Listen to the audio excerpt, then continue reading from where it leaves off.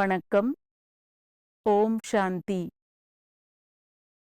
அன்னதானம் மகாதானம் என்று கூறப்பட்டிருக்கிறது. இது ஒரு சுபாஷிதம்.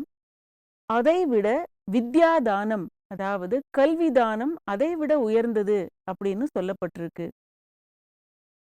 அன்னதானத்தை பத்தி இப்ப நம்ம பார்த்தோம். இறைவன் நமக்காக கொடுத்ததை இறைவனுக்காக அர்ப்பணிப்பது, தேவையானவர்களுக்கும் கொடுப்பது, நாமும் உண்பது. இதைவிட உயர்ந்தது கல்விதானம். அதாவது இறைவன் நமக்கு கொடுக்கக்கூடிய இந்த உயர்ந்த தானம் எல்லாத்த விட உயர்ந்த தானம் அப்படின்னு சொல்லலாம். இத அதை நம்ம வாழ்க்கையில கடைபிடிக்கும் பொழுது வித்யாதானம் அப்படிங்கிறது நமக்கு பலன் அளிக்கக்கூடியதாக மாறுது. இந்த வாழ்க்கையே ஒரு அழகான கட்டுரை அப்படின்னு சொல்லலாம். இந்த வாழ்க்கையில நாம பல விஷயங்களை அடையிறோம், பல விஷயங்களை இழக்கிறோம். நாம அடையறதுக்காக நாம ரொம்ப மகிழ்ச்சி அடையிறோம். ஆனால் நாம எதையாவது ஒன்ன விடும் பொழுது அல்லது இழக்கும் பொழுது அதையே தியாகம் அப்படின்னு நினைக்கும் பொழுது நமக்குள்ள ஒரு தியாக உணர்வும் வருது. யஜ்யம் அப்படின்னாலே சாக்ரிஃபைஸ் அல்லது தியாகம்னு பேரு. அப்போ இந்த யஜ்யம் எப்ப வெற்றிகரமாகும் அப்படின்னாக்க நமக்கு தியாக மனப்பான்மை இருந்தால்தான். அத பொதுவா சாக்ரிஃபைஸ்னு சொல்லுவாங்க, யாகம் அது அப்படிங்கிறத. அப்போ அந்த நெருப்பை பத்தி இங்க பேசல. சாக்ரிஃபைஸ்னா அந்த நெருப்புல நம்ம போடக்கூடிய ஆகுதி. இங்க இறைவன் ஏற்படுத்தி கொடுத்த இந்த கர்ம யாகம் அல்லது ஞான வேள்வி அப்படின்னு சொல்லலாம் இத. இந்த ஞான வேள்வியின் மூலமாக உயர்ந்த கர்மங்களை நாம செய்ய தொடங்குறோம். அப்போ தியாகம்னு பார்த்தோம். உதாரணத்திற்கு ஒரு தாய் தன் குழந்தையை பெற்று வளர்ப்பதற்கு நிறைய தியாகம் செய்ய வேண்டியிருக்கு. அப்போ அந்த தியாகத்தை அவங்க தியாகமாக நினைக்கிறது இல்லை. அப்போ இந்த உயர்ந்த தியாகத்தின் மூலம் ஒரு நல்ல மனிதன் உருவெடுக்கிறான் சமுதாயத்திற்கு. அப்போ இந்த தியாகம் அப்படிங்கிறது ரொம்ப ஆழமானது. பொதுவாக மனிதன் தனக்காகவே வாழறான். எதுவா இருந்தாலுமே தனக்கு அப்படின்னு நினைக்கக்கூடிய மனிதன் அந்த மனோபாவம் தியாக மனோபாவமாக மாற வேண்டும். அப்போதான் இந்த ஞான வேள்வியில நாம முன்னேற முடியும். அப்போ இந்த வாழ்க்கை அப்படிங்கிறதே ஒரு வேள்வியாக மாறுறதுன்னு பார்த்தோம். இறைவனுக்காக அப்படின்னு நினைக்கும் பொழுதுதான் அது வேள்வியாக மாறும். அப்போ நம்ம இந்த பொதுவாக நம்ம இயற்கையிலிருந்து நிறைய வாங்கிக்கிறோம். உதாரணத்திற்கு நம்ம சொல்லணும் அப்படின்னா, ஒரு விவசாயி இருக்கான். அவன் எவ்வளவு தியாகம் பண்ண வேண்டியிருக்கு இல்லையா? அவன் நேரம் கொடுக்கணும், அப்புறமா தண்ணீர் கொடுக்கணும். அதுக்கு நிறைய காத்து அதுக்கு பிறகு உருவாகக்கூடிய அந்த தானியங்கள் அதை நாம வாழ்க்கையில அடையிறோம். அப்ப நமக்கு நாம உழைக்கல, ஆனா நமக்கு கிடைக்கிறது. அப்ப ஒருத்தர் தியாகம் செய்யறாங்க, அது அடையக்கூடிய நம்முடைய பாக்கியம். ஆனா எனக்கு ரொம்ப உயர்ந்த பாக்கியம் இருக்கு அப்படின்னு நினைச்சுக்கிட்டு நாம அதுல கர்வப்பட்டோம், அகங்காரம் வந்துடுது அப்படின்னாக்க, அப்போ அந்த தியாகத்திலிருந்து அடையக்கூடிய பாக்கியத்தை நாம் இழந்து விடுவோம். ஏன்னா அகங்காரம் வந்துடுத்துனா மனிதன் வீழ்ச்சியை நோக்கி போயிடுறான். அப்போ இந்த நம்ம அன்னத்தை பத்தி பார்த்துக்கிட்டு இருக்கோம். பாருங்க, இவ்வளவு உயர்ந்த பரமாத்மா சின்ன சின்ன விஷயங்களை கூட ரொம்ப அழகாக நமக்கு புரிய வைக்கிறார்.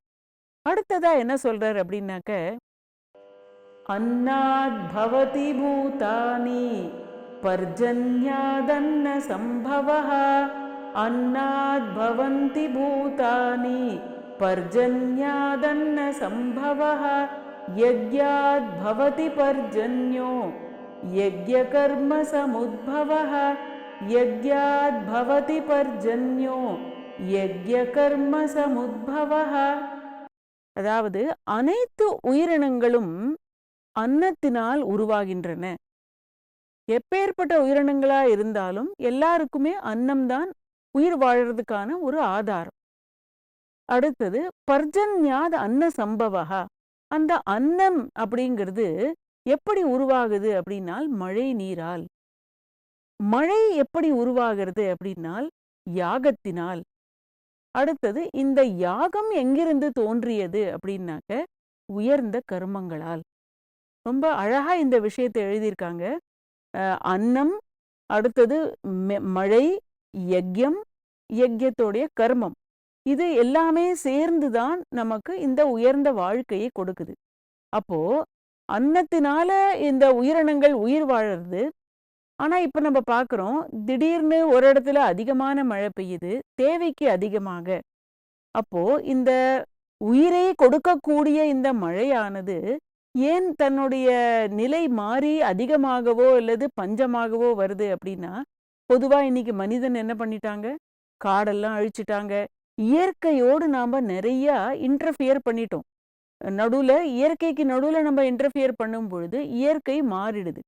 அப்போ காடெல்லாம் அழிச்சதுனால என்ன ஆகுது அப்படின்னா, மழை ஒரு இடத்துல ரொம்ப அதிகமா, சமுத்திரத்துல ரொம்ப நிறைய மழை பொழியுது பார்க்குறோம் நம்ப.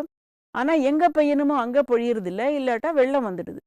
அப்போ இந்த ஒரு வாழ்க்கை சக்கரம்னு இத சொல்லலாம்.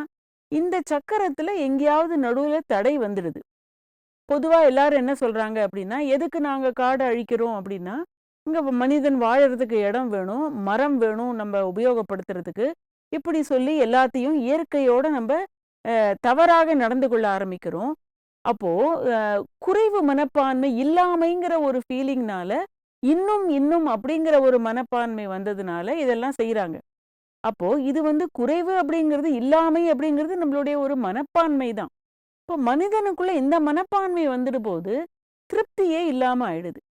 அப்போ திருப்தி இல்ல அப்படின்னு சொல்லும் பொழுது, அப்போ கர்மங்கள் செய்யறதுக்கான ஒரு ஊக்கம் குறைஞ்சு போயிடுது. ஊக்கம் குறையும் பொழுது மனிதனுக்குள்ள சோம்பேறித்தனம் வந்துடுது. இயற்கையும் ஸ்டாப் பண்ணிடுது தன்னுடைய அந்த கொடுக்கல். மகிழ்ந்து போய் இயற்கை தேவதைகள் கொடுப்பாங்க அப்படின்னு பார்த்தோம். இயற்கையும் அதை ஸ்டாப் பண்ணிடுது. ஏன்னா மனிதன் இயற்கைக்கு அகைன்ஸ்டாக வேலை செய்ய தொடங்கிட்டான். அப்போ இந்த இயற்கை வீல் ஆஃப் நேச்சர்னு கூட இதை சொல்லலாம். இயற்கை சக்கரம் இருக்கு இல்லையா, இது பௌதீகத்திலிருந்து தான் இது தொடங்குறது. ஏன்னா இதை நம்ம ரெயின் டு கிரெயின் அப்படின்னு ஒரு சைக்கிள்னு கூட சொல்லலாம். எப்படி அன்னத்திலிருந்து மழை, இந்த ஒரு சைக்கிள் இருக்கு இல்லையா. அப்போ நம்ம ரொம்ப மனிதனுடைய மனம் ஒரு மெட்டீரியலிஸ்டிக்காக பௌதீகத்திலேயே போயிடும் பொழுது என்ன ஆகுது அப்படின்னாக்க, இயற்கைக்கு ரெஸ்பெக்ட கொடுக்கறது இல்ல. எவ்வளவோ பண்ணாங்க, நிறைய தானியம் உற்பத்தி பண்ணணும்னு கிரீன் ரெவல்யூஷன் கொண்டு வந்தாங்க, எல்லாமே பண்ணினாங்க. ஆனா மழை பொழியறதுக்கு இங்க இறைவன் கொடுக்கிற ஒரு அழகான டெஃபினிஷன் வேற. யாகத்திலிருந்து அவங்க நினைக்கிறாங்க இந்த யாக புகையிலிருந்து மேகம் உருவாகிறதுன்னு. அது இப்போ சயின்டிபிக்கலா அந்த அளவு ப்ரூவ் ஆகல. ஆனா என்ன அப்படின்னாக்க, நாம் இயற்கையோடு அது அப்படி ஒரு இணக்கத்தோடு ஒற்றுமையோடு இல்லாத காரணத்தினால இயற்கையும் நமக்கு அகைன்ஸ்டாக ஆயிடுது. அப்போ இந்த வாழ்க்கை சக்கரம் இருக்கு இல்லையா, அது பாதிக்கப்படுது. அப்போ இயற்கை கிட்ட இருந்து நம்ம இன்னும் வாங்கணும் வாங்கணும்னு மனிதன் நினைக்கும் பொழுது தேவதைகள் தாங்கள் கொடுக்கறத நிறுத்திடுறாங்க. எக்ஸ்ட்ராக்ட் பண்ணணும்னு தான் நினைக்கிறாங்க இல்லையா. எல்லாத்துலேயுமே பூமிக்குள்ள இருந்துமா இருக்கட்டும், மைன்ஸ்ல இருந்து, கனிமங்கள, இப்படி எல்லா இடத்துல இருந்தும் இப்போ ஒரு கோல்டா இருக்கட்டும், வைரங்கள் கிடைக்குது. இத மாதிரி இயற்கை கிட்ட இருந்து இயற்கை கொடுக்கக்கூடிய செல்வ செழிப்பை இன்னும் அதிகம் அதிகம்ன்ற ஒரு மனோபாவத்துல நம்ம எக்ஸ்ட்ராக்ட் பண்ண தொடங்கும் பொழுது இயற்கை கொடுப்பதை நிறுத்திடுது. அப்போ பொதுவாக நமக்கு வாழறதுக்கு உணவு வேணும், நான் சாப்பிட்றதுக்காகவே வாழணும் அப்படின்னு இன்னைக்கு மனிதனுடைய மனப்பான்மை வந்துடுது. ஏன்னா பொதுவா நம்ம எல்லா மேக்சிமம் நம்ம என்ன பார்க்குறோம் அப்படின்னா, அந்த ஒரு உணவுங்கிறது ரொம்ப குறைவா தான் நமக்கு வேணும். ஆனா நம்ம அதை சேமிப்பு அப்படின்ற ஒரு கான்செப்டை கொண்டு வந்துட்டு தேவைக்கு அதிகமாக பொருட்களை சேர்க்கறதும் சேமித்து வைக்கிறதும், அப்படி செய்யும் பொழுது அந்த கட்டுப்பாடிலிருந்து நாம வெளியில வந்துட்டோம்.